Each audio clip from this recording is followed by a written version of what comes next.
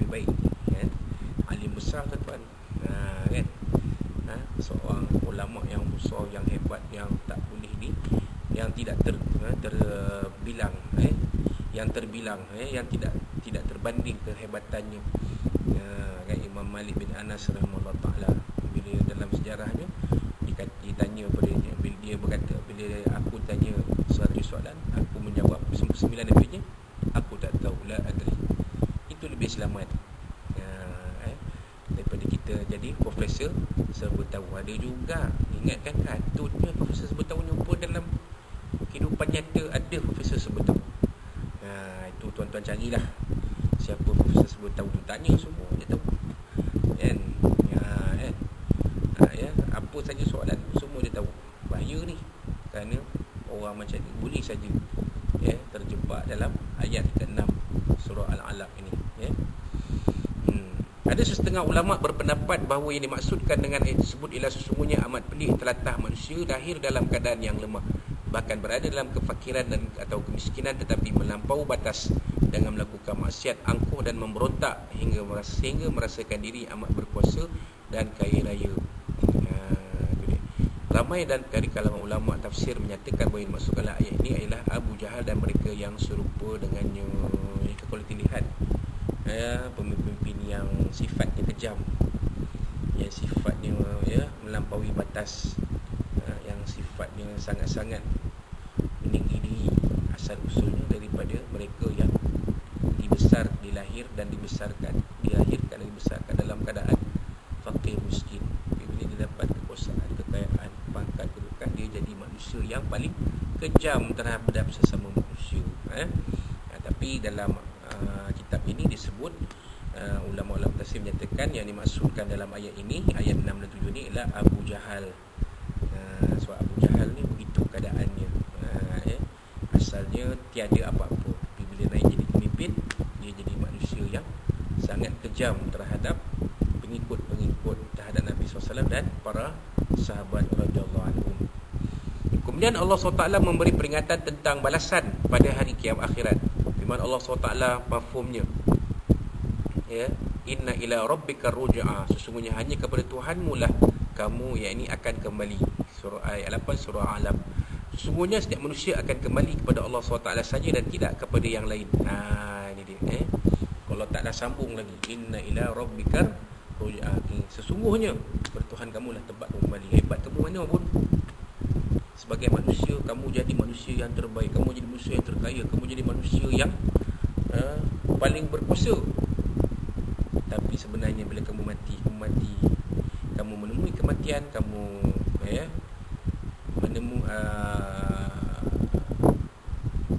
dijemput maut, maka kamu kembali kepada Allah Subhanahu wa taala. Tempat kembali hanya kepada Allah Subhanahu wa taala. Sebab Allah Taala yang menciptakan kita. Wallahu alam.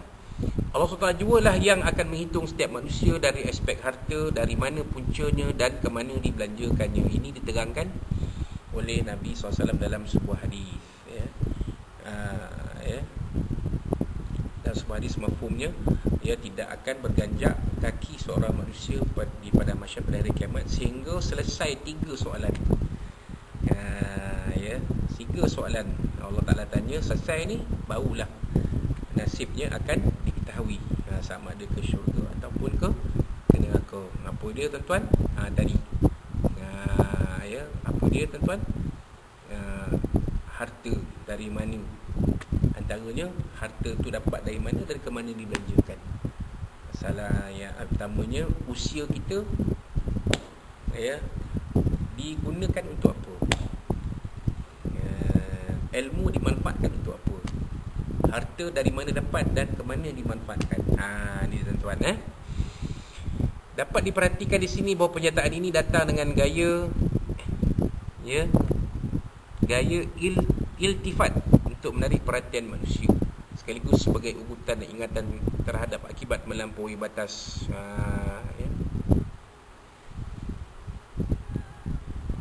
Jadi gaya ayat ini adalah gaya iltifat, maknanya satu gaya bahasa Allah SWT untuk menarik perhatian manusia. Allah Ta'ala beri amaran, betul Allah Ta'ala tarik balik. Allah Ta'ala bagi peringatan yang lembut. So Allah Ta'ala beri peringatan yang keras, Allah Ta'ala beri peringatan yang lembut. Sesungguhnya pada akulah tempat kembali. Begitu. Sekaligus sebagai urutan ingatan terhadap akibat melampaui batas. Diriwayatkan oleh Ibnu Abu Hatim dari Hasan Abdullah bin Mas'ud radhiyallahu anhu bahawa beliau berkata, dua golongan yang tidak akan kenyang ialah orang yang berilmu dan orang yang memiliki dunia ini harta. Kedua-duanya tidak sama. Orang yang memiliki ilmu akan bertambahlah kemuliaan keredaan Allah SWT ke atasnya. Adapun orang yang memiliki dunia maka ia akan berterusan dalam keadaan melampaui batas ini. Kata Abdullah bin Abbas Abdullah bin Mas'ud radhiyallahu anhu. Asar sahabat, bukan sabda Nabi. Jadi kita kena faham, walaupun ianya kata-kata sahabat Nabi radhiyallahu anhu, tetapi kata-kata Nabi, kata-kata para sahabat itu adalah asalnya ajaran Nabi sallallahu alaihi wasallam. Jadi mana lebih baik, bertambah ilmu atau bertambah harta? Bertambah ilmu itu lebih baik sebenarnya daripada bertambah harta. Namun kita dalam kehidupan perlukan harta. Tak ada harta, tak ada duit, kita tak boleh hidup dalam keadaan kita sekarang. Kan? Duit itu penting, duit itu mesti ada. Tapi jangan menjadi hamba duit. Itu dia. Duit itu perlu, tapi jangan sampai menghambakan diri kepada duit. Itu dia maksud dia. Kerana bila kita menghambakan diri kepada duit, itulah yang jadi perangai kita akan jadi manusia yang melampaui batas, menindas orang lain, dan berlaku kejam sesama manusia, semata-mata kerana tamakkan harta. Wallahu a'lam.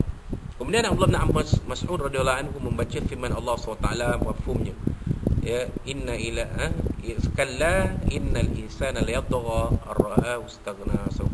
Surah ayat 67 surah Al-Alaq. Diriwayatkan beliau juga membaca kepada orang lain, innama yakhshallaha min ibadihi al-ulama. Mafhumnya semuanya yang paling takut pada Allah SWT daripada para hamba-Nya ialah para ulama. Diriwayatkan juga daripada Nabi SAW bahawa baginda SAW bersabda,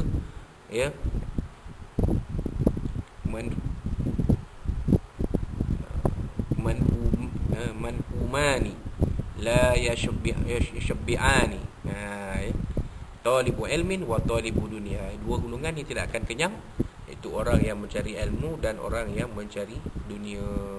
Nabi SAW bersabda, dua golongan ini tidak akan kenyang. Pertama, orang yang mencari ilmu. Orang yang mencari ilmu dia selagi tak dapat, dia akan cari.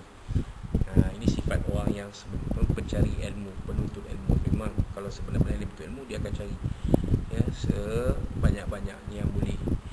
Wa talibu dunia, dan orang yang mencari dunia, tak akan habis. Dunia ni dicarinya tak akan habis. Dia akan terus mencari dunia. Itulah. Jadi itu apa yang kita lihat tentang ayat ke-6 hingga ke-8 surah Al-Alaq ini, insya-Allah, sebagai sedikit huraian tafsir umum tafsir ayat 6 hingga ayat 8 surah Al-Alaq, insya-Allah. Pada kuliah kita yang seterusnya kita akan sambung dengan pedoman hidup dan hukum hakam pada muka surat 313, insya-Allah, dengan izin Allah SWT. Jadi itulah yang baik, segala-gala ilmu yang baik ini adalah dari Allah SWT, yang kita manfaatkanlah dalam kehidupan kita bersama suami, isteri, anak-anak dan ahli keluarga kita, untuk kita layari kehidupan di dunia sementara ini. Mudah-mudahan bahagia di sini, dan juga sampailah kebahagiaan itu berterusan ke alam akhirat, di mana kebahagiaan sebenar ialah di dalam syurga, dalam alam akhirat yang kekal abadi, insya-Allah. Dan sekiranya kalau ada apa-apa yang disampaikan dalam kuliah ini yang mungkin ada tersilap atau terkasar ataupun yang mungkin tidak tepat, tidak kena di mana-mana, saya mohon maaf dari Allah SWT, dari Nabi SAW, dan dari tuan-tuan dan puan-puan sekalian. Wassalamualaikum warahmatullahi wabarakatuh. Dan akhir kuliah kita petang ini dengan tasbih al-kafarah.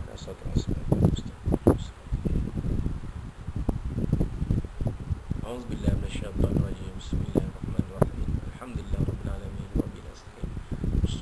wassalamu ala asyrafil anbiya'i wal mursalin Allahumma arhamna bi hadza wa tafadhal baina Allahumma jannibna fi nuhuri a'daina wa na'udzubika min shururihim Allahumma badil syamlahum wa farij jamahum wa shattit kawtazazira wa samin kilabi ya qahhar jabbar mutakim ya Allah ya Allah ya Allah Allah mimzil kitab ya mujlis sahabat wal ahzab hisib wa sallallahu fi nabi sallallahu alaihi wasallam rabbana zina mustafa ma ya rabbana atina fid dunya hasanah wa fil akhirati hasanah wa qina azaban rabbana alayka tawakkalna wa ilayka manalika masir rabbana taqabbal minna du'ana bisana wa minna wa liqa'na wa amalana fi hadha yawm al-bara' min sharri ma harama barik sami alim da'ima yatawalla fi asma'ati fi assalam wa akhiru da'wana alhamdulillah rabbil alamin taqabbalallahu minkum minna minkum taqabbal wa billahi taufiq. Assalamualaikum